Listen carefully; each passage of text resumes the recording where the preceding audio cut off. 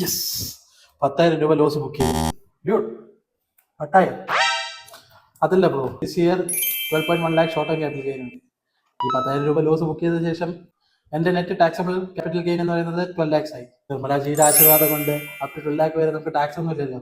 So my tax is zero now. അരെ wait, रुको जरा सबर करो. ഈ ക്യാപിറ്റൽ ഗെയിൻ എന്ന് പറയുന്നത് ഒരു സ്പെഷ്യൽ റേറ്റ് ഇൻകം ആണ്.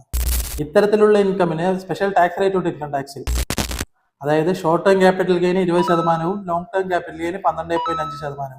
പക്ഷേ ഈ ബേസിക് എക്സംഷൻ ലിമിറ്റ് ആയ 4 ലക്ഷം രൂപ നീ വേറെ ഏത് ഇൻകമിലും ക്ലെയിം ചെയ്തിട്ടില്ല എന്നുണ്ടെങ്കിൽ ഈ ക്യാപിറ്റൽ ഗെയിനിൽ നിനക്ക് ക്ലെയിം ചെയ്യാൻ പറ്റും.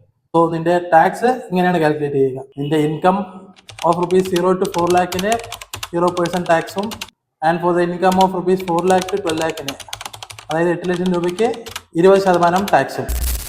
അപ്പോൾ നീ 1,60,000 രൂപ ടാക്സ് അടയ്ക്കേണ്ടി വരില്ലേ? ഓ, അങ്ങനെയൊക്കെ ഉണ്ടല്ലേ. അതുപോട്ടെ, എനിക്ക് ഈ ഷെയർ മാർക്കറ്റിൽ കളിച്ചുകൊണ്ടിരിക്കലല്ലാണ്ട് വേറെ പണിയൊന്നുമില്ലേ? അല്ലല്ലോ, എനിക്കൊരു സൈഡ് ബിസിനസ് കൂടെ ഉണ്ട്.